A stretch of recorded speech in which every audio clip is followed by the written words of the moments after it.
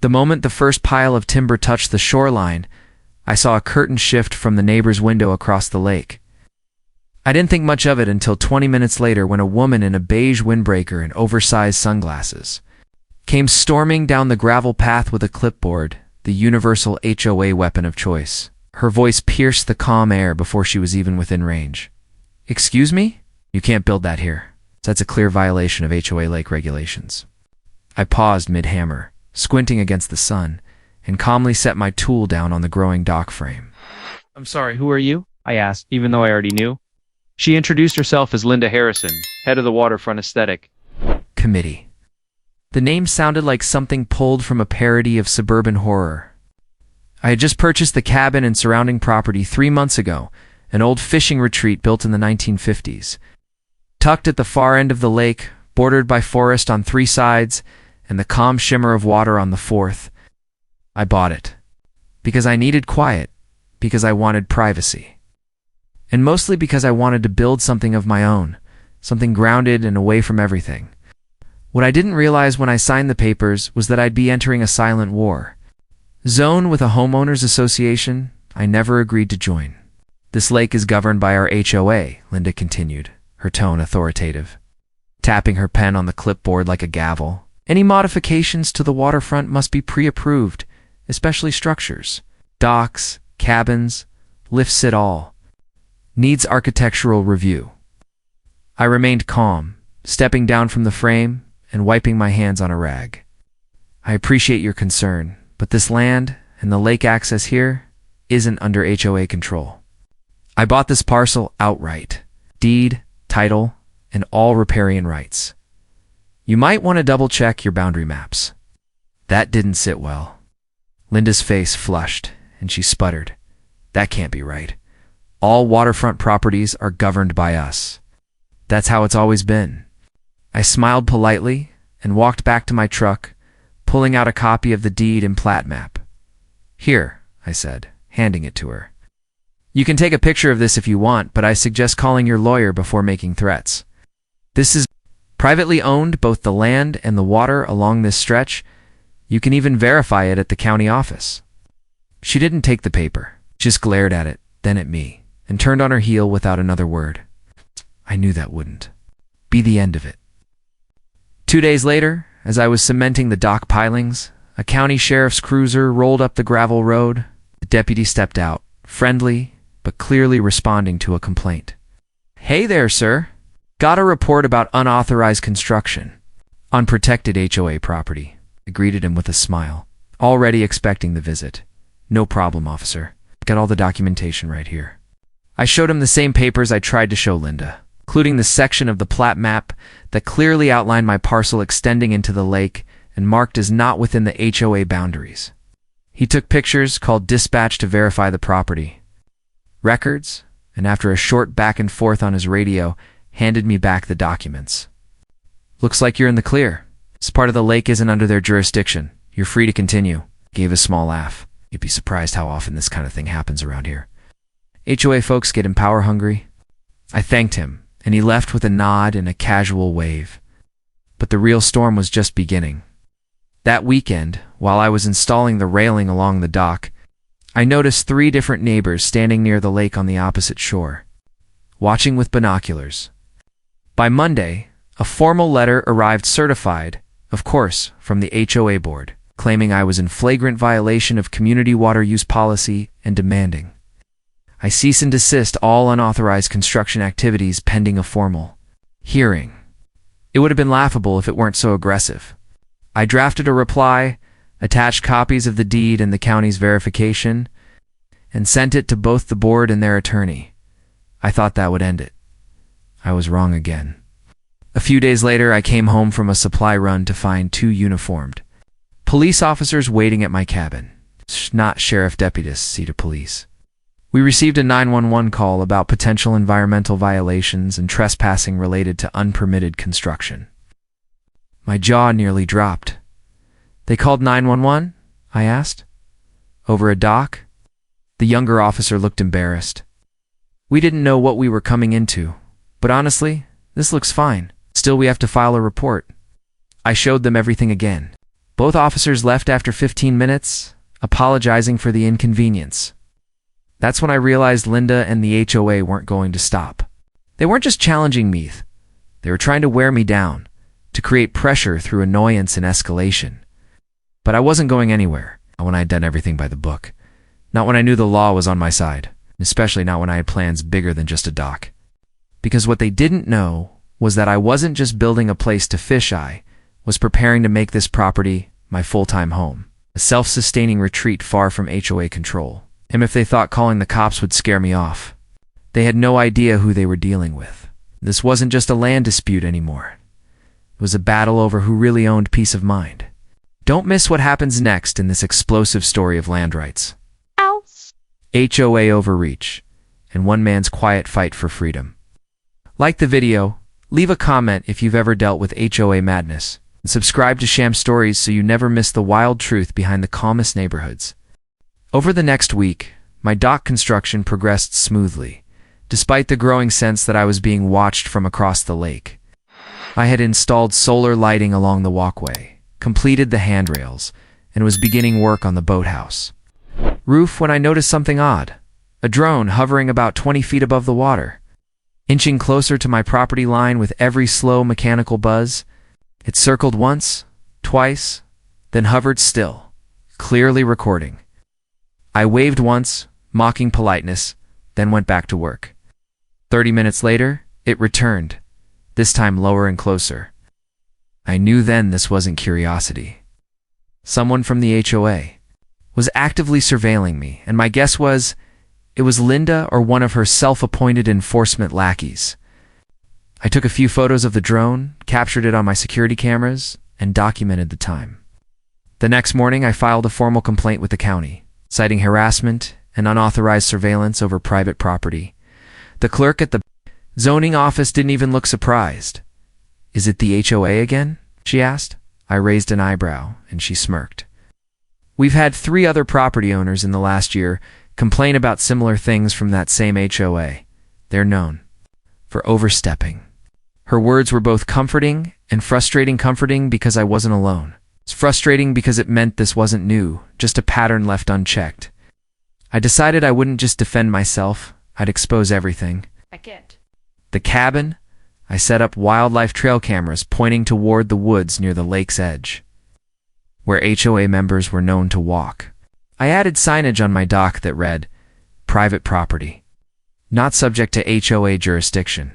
Surveillance in use."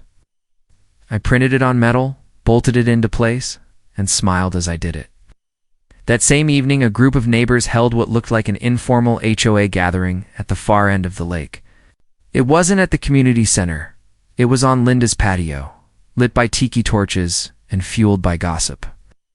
I stood on my dock, not hiding, letting them see the progress I'd made, the new floating platform for kayaks, the completed roof, the fresh coat of stain on the wood. It was beautiful, natural, respectful to the environment. But to them, it was an act of rebellion. The next morning, I woke to find a citation envelope taped to my dock stairs, not mailed, physically placed there, which meant someone had trespassed overnight. Inside was a letter claiming I was in violation of Article 7, Section C of the Evergreen Lakes HOA Charter regarding uniform shoreline appearance, and threatening fines of up to $500 per day until the dock was removed. The kicker? The citation was handwritten. No board signature, no legal stamp, just the HOA letterhead printed from a home computer. That's when I knew they were desperate. I scanned the document, sent it to my attorney, and filed a trespassing report with the sheriff's office. But this time, I didn't stop there. I called the county's records department and requested every HOA document related to lake boundaries, enforcement authority, and easement rights for Evergreen Lakes. It took 2 days, but what I got back was gold. The original HOA map, filed with the county 22 years ago, showed the lake as a shared feature, but it clearly indicated that the eastern shoreline, the portion my cabin occupied, was not part of the HOA. In fact, the parcel had originally belonged to a private developer who'd opted out of HOA incorporation during the early planning stages. I had purchased the land from that developer's estate, which included full rights to shoreline modification and exclusive access to that segment of the water. That legal map, combined with the deed in my name, was a bulletproof shield against every threat they could muster, but I wasn't done. I decided to hold my own public meeting, not as a protest, but as an educational session. I invited neighboring property owners from around the lake and nearby areas. I didn't mention the HOA directly. I simply titled the event, Know Your Land, Understanding Private Property Rights Around Evergreen Lake. I expected maybe 10 people. Over 40 showed up. I had a lawyer speak, followed by a zoning specialist and a representative from the county records department. They each explained clearly and professionally how HOAs can misinterpret their reach, how to verify your parcel's status, and what legal options existed for those being wrongly fined. The best part? Attendees realized during the presentation that their properties also weren't actually under HOA jurisdiction, been paying fees for years without legal obligation. You could feel the tide turning. Whispers turned into conversations, and by the end of the night, I had a small line of neighbors thanking me, shaking my hand asking for copies of the county maps. Word spread fast. Over the following week, several homeowners requested copies of their deeds and maps. 3 stopped paying HOA fees entirely. A couple of others filed complaints against Linda for misuse of authority. The HOA's power grip was slipping in fast. But Linda, true to form, wasn't going down without a tantrum. One afternoon, as I installed a bench at the edge of my dock, a black SUV rolled into my driveway, and out stepped Linda, herself flanked by a man in a blazer carrying a clipboard. "We're serving you formal notice of HOA legal action," she announced triumphantly. The man handed me an envelope, while Linda crossed her arms smugly. I opened it calmly, scanning the contents. It was a cease and desist letter, but it wasn't from a court. It was from the HOA's private legal firm, likely hired without a board vote, accusing me of causing civil unrest, disrupting community harmony, and inciting rebellion through unauthorized public meetings. I couldn't help but laugh. "You're suing me for educating people about their rights." Linda bristled. "You're undermining our community standards." I took a deep breath and stepped closer. "This isn't your community, Linda. It's ours. And you don't get to rewrite property law just because you're uncomfortable with the truth." The man beside her looked uneasy, as if realizing he'd walked into something way beyond a simple zoning dispute. I handed the letter back. "Tell your lawyer to read the county records, or better yet, see you in court." As they drove off, I knew the next stage wouldn't be about construction or citations or 911 calls. It would be about proving, once and for all, that land ownership isn't about intimidation. It's about truth, clarity, and the willingness to fight for what's yours. Let me know if you've ever had to stand up to an HOA. Subscribe to Sham Stories to watch this showdown unfold in ways Linda never expected. 3 weeks after receiving that ridiculous cease and desist letter from the HOA's law firm, I stood in the county courthouse facing down Linda and 2 members of her HOA board who had decided to escalate this fight by actually filing a lawsuit against me. The document accused me of public incitement against the HOA, illegal construction in a protected neighborhood zone, and even intimidation of board members through orchestrated gatherings. The moment I read the allegations, I knew this wasn't about the dock, the bench, or even the so-called aesthetic standards they pretended to enforce. It was about control Linda thought she had, and control she couldn't stand too. See slipping through her fingers. Thankfully, I wasn't walking into that courtroom alone. I had a rock-solid attorney, a thick folder of documents from the county zoning board, and a quiet but growing army of neighbors who had become very interested in what I had to say. Over the past few weeks, I had received handwritten thank you notes, boxes of old HOA letters from other frustrated homeowners, and even invitations to barbecues from people who previously avoided eye contact. For the first time since buying my property, I felt like a part of the community, not the one Linda claimed to protect, but the real one, the people who just wanted to live in peace. As the hearing began, Linda's attorney launched into a long-winded argument about precedent and community standards, waving around a copy of the HOA charter as if it were gospel. But when the judge asked if the HOA had jurisdiction over my parcel, he froze. That was the hole in their entire case. Because the parcel I owned according to every recorded document on file with the county, state, and original developer was never and had never been part of the Evergreen Lakes HOA. The judge narrowed her eyes. So you're claiming the defendant has violated regulations that do not apply to his property. Linda's attorney stammered. We believe his actions affect the community as a whole. The judge raised an eyebrow. Do you have legal precedent for applying HOA regulations to a parcel outside your jurisdiction? When he failed to respond, the judge looked to my attorney, who stood and calmly walked the court through every piece of documentation. With my purchase agreement and ending with the original 1982 planning maps, which very clearly marked my land as 9 HOA designated, the judge nodded. Unless you can prove annexation or voluntary inclusion of this parcel into your association, this case is baseless. At that moment, Linda's smug expression twisted into disbelief. Her whole strategy relied on bullying, but bullies rarely know how to fight when the law gets involved. The judge dismissed their suit within 15 minutes. I expected them to walk out quietly, but Linda stood up, pointed directly at me, and shouted, "You're destroying everything this neighborhood stands for." The judge banged her gavel. That's enough. Court is adjourned. It was over, or at least that battle was. Outside the courtroom, I was approached by 2 men I hadn't met before. One introduced himself as Greg, the owner of a property across the lake I'd never seen anyone at. Been watching all this unfold, he said. She'll find me for leaving. A canoe by the shore 3 years ago made my grandkids cry. The other man, Carl, nodded. I paid over 1,000 in fines because my roof color didn't match lake tone standards. Both had heard what I'd done, and both wanted to know how to get their money back. I realized then that my story had turned into something bigger than just a dock or a property dispute. It was the unraveling of a regime. That night, I went back to the cabin, sat on the end of my finished dock, and watched the sun set over the lake that had nearly become a war zone. My phone buzzed. It was an email from the county clerk. Attached were minutes from a recent HOA board meeting that had been accidentally filed as public record.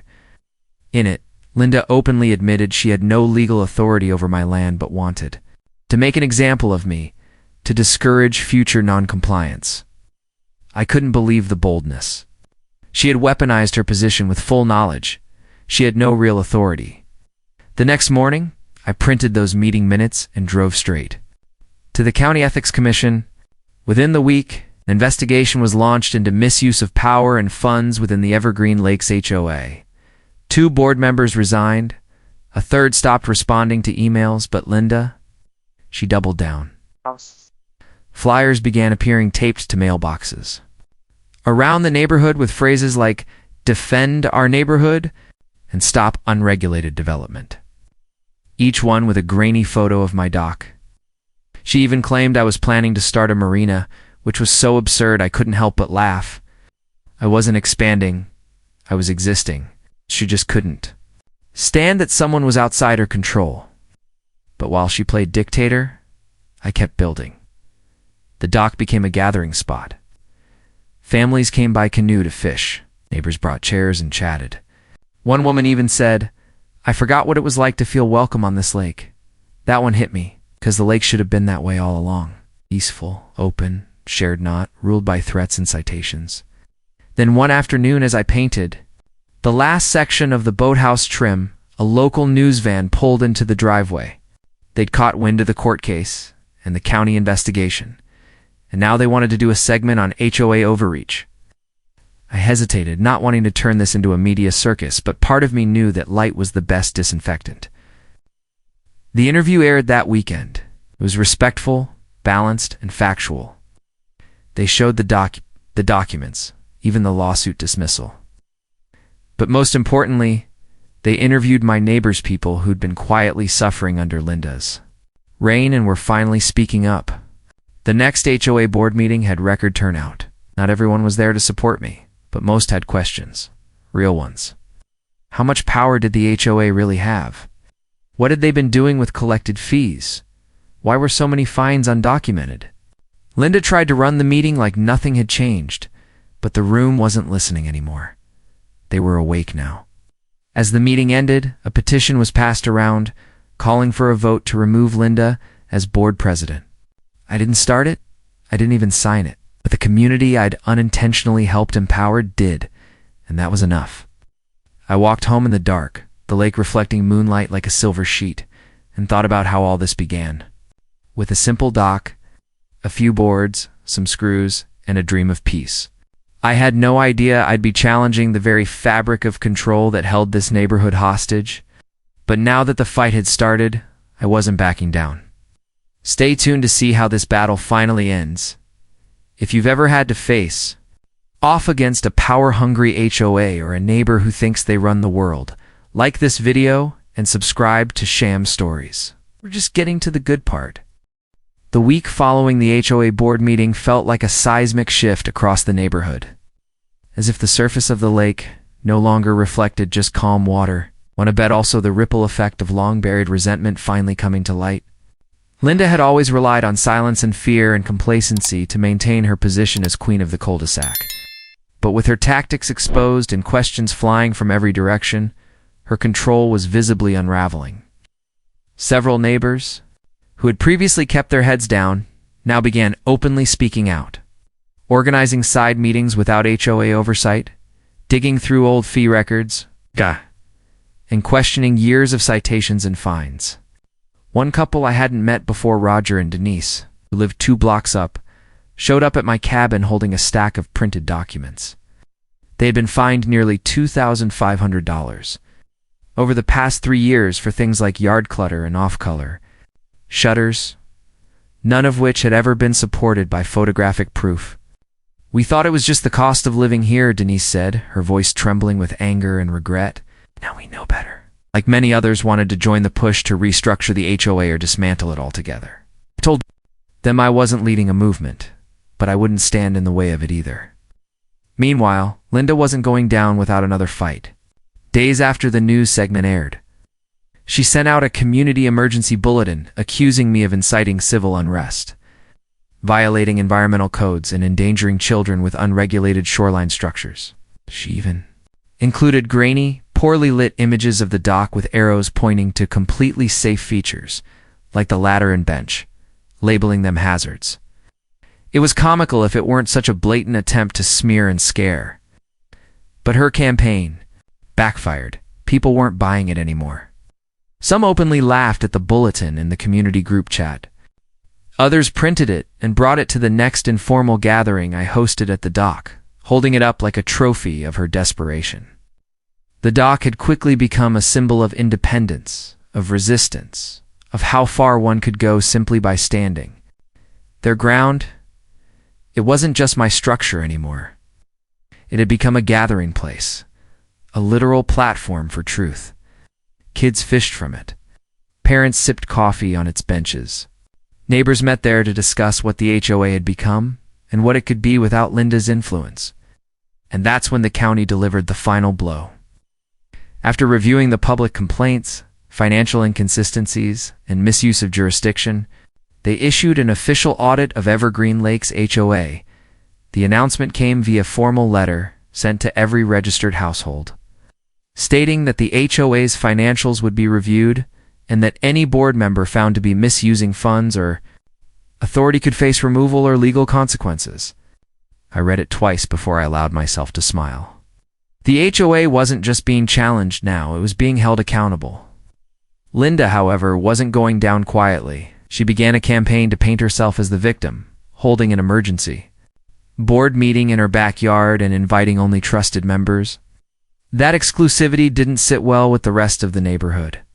Photos from the meeting leaked in people standing in a semicircle, nodding along as Linda ranted about the outsider who weaponized the law against her. Apparently, that outsider was me, except I wasn't an outsider anymore. In fact, I'd just been invited to the upcoming neighborhood barbecue as an honorary guest. I didn't care about popularity, but the invitation made one thing clear: the tide had turned. What followed over the next few days was both infuriating and expected. Linda filed a complaint with the Department of Environmental Protection, accusing me of disrupting lake wildlife with unapproved shoreline alteration. A DEP agent did visit, clipboard in hand. But after a 30-minute inspection, he gave me a thumbs up and told me my setup was better built than most public docks. When I asked if the complaint was common, he laughed. This is my third trip here in 6 months, Saul, filed by your HOA? Then, with a knowing smirk, he added, some people just don't like losing control. But Linda's efforts were doing more harm to her than to me. Every false claim she made left a trail, and people were keeping track. A local lawyer, unaffiliated with me, began compiling a list of all the false enforcement actions Linda and her board had taken over the past 5 years, which included fees collected without supporting evidence, threats of foreclosure over lawn height, and even tampering with mailboxes to deliver citations after dark. The evidence was damning, and when it reached the county auditor's office, they expanded their investigation to include potential fraud. Meanwhile, my dock was fully operational. I added solar-powered lights that glowed softly at night, a flagpole that flew a calm lake blue banner, and a small wooden sign that read, "Welcome, friend." Not once did I host a rally, shout, or publicly gloat. I just lived peacefully, and that seemed to enrage Linda more than anything. On a warm Friday evening, just before sunset, a group of us gathered again at the dock for what had become an unofficial Friday tradition, dock talk, as we called it. People brought snacks, folding chairs, and kids with fishing poles. The atmosphere was friendly, hopeful, alive. As I handed lemonade to a teenager who'd caught his first perch, I noticed Linda standing across the lake, arms crossed, watching us from her patio, alone. She didn't shout, didn't march over. She just watched, jaw tight, knowing she no longer owned the narrative. For the first time, I saw her not as a tyrant, but as someone who had built her identity on control and was now watching it collapse. There was nothing she could do about it, because the community she thought she ruled had awakened, and they weren't going back to silence. If you've ever had your peace threatened by someone in power who didn't know where their authority ended, like this video and subscribe. 2 Sham stories. The final twist is coming, and you won't believe what Linda tries next. 2 weeks after the county launched its expanded audit into Evergreen Lakes HOA, the pressure finally broke through the carefully painted surface of Linda's authority, like cracks spreading in a frozen lake. Loud rumors of mismanaged funds, undisclosed personal reimbursements, and even HOA dues used to purchase patio furniture for her private home began swirling around the community like wildfire. What started as quiet chatter around docks and driveways became a full-blown demand for answers. Several homeowners organized an official petition to force a vote for board re-elections, citing the HOA's overreach, unethical practices, and harassment tactics that had now gained notoriety beyond our town's borders. It was more than a neighborhood dispute. Now local journalists had picked up the story, and the narrative of a private citizen standing up to an abusive HOA had gained traction, especially when it was revealed that I owned not just the lakefront lot, but also full riparian and sebaceous rights, effectively granting me legal ownership of that portion of the waterway. Linda had gambled everything on a lie, and now it was unraveling in public. The most ironic twist came when I was invited to speak at a local property rights forum, an event attended by real estate agents, lawyers, and municipal officials. Hadn't planned to become an advocate for property owners' rights, but it was hard to ignore the impact this entire experience had created. During my short speech, I simply told the truth. I never set out to be a rebel. I just wanted to build a dock. What followed was a cascade of overreach, intimidation, and unlawful interference, all because one woman thought her clipboard gave her the power to rewrite property lines. What power, I reminded the crowd, is only as strong as the silence that surrounds it. When people speak up, the clipboard loses its magic. Back at Evergreen Lake, Linda's world was caving in. The county issued an official freeze on all HOA board activities pending the completion of the audit. HOA dues were suspended. All enforcement letters had to go through a county compliance officer. Her influence was evaporating. And the woman who once walked the lake path like a sheriff now avoided the outdoors altogether. Then came the final blow, a formal letter from the State Department of Homeowner Associations Enforcement. The findings from the audit had confirmed misuse of funds, unlawful citations, an attempted exertion of jurisdiction over parcels not legally bound to the HOA, including my property. Not only was Linda removed from her position, but she was also fined and barred from serving on any homeowners board in the state for 5 years. I didn't cheer or gloat when the news arrived. I didn't need to. That evening, the lake was more peaceful than I'd ever seen it. A gentle breeze carried ripples across the water, and children played on docks all around the shore some newly installed, now that people realized they could. I received a quiet knock on my door just after sunset. It was Tom, one of the few board members who had stepped down early in protest. "I thought you should know," he said, handing me a small envelope. Inside was a letter, signed by over 60 homeowners thanking me for standing firm. Stevis didn't know what was legal or not. The letter read, "But you taught us to ask, to check, and to stop accepting silence." I stood there reading it 3 times. I had started this journey just wanting to build something simple, but it had grown into something far more meaningful, a structure not made of lumber or nails, but of truth, persistence, and the shared belief that peace should not require permission. The dock now had a new plaque near its edge, placed there by neighbors one evening without even telling me. It read, "This is where the lake became free." I never expected that. It moved me more than I could say. The cabin was now more than a retreat. It was a reminder that land ownership comes with rights but also responsibilities. The responsibility to know the law, to stand firm when you're right, and to use your voice when it matters. In the following months, the HOA underwent complete reformation. A new board was elected, one that promised transparency, accountability, and above all respect for legal boundaries. A new community charter was drafted, with independent review by the county and voluntary participation by property owners. And me, I was asked to consult on its creation, not because I wanted to control anything, but because I had earned the trust of those who once feared the very board they now had the power to shape. Linda moved away eventually. No formal goodbye. No apology. Just a moving truck that appeared one morning and was gone by nightfall. Some said she relocated to another HOA in a different county. Others believed she'd give up community politics altogether. As for me, I stayed. Not just because the cabin was mine, but because the lake now felt like home in every sense of the word. A place where neighbors waved again, where kids learned to fish without someone scolding them for using the wrong bucket, and where a dock once challenged by sirens now echoed with laughter. The journey had been long, tense, and at times exhausting. But standing at the end of that dock, watching the sun rise over the still water, I knew every single moment was worth it. For anyone who's ever been pushed by power that didn't belong to them, I hope this story reminds you property lines may be drawn on paper, but peace is built with courage. And sometimes all it takes is one person refusing to back down. Thank you for following this story. If you've ever had to fight for what's rightfully yours, or believe in standing up to injustice in your neighborhood, be sure to like, comment your experience, and subscribe to Sham Stories for more real battles that prove truth doesn't knock, it builds.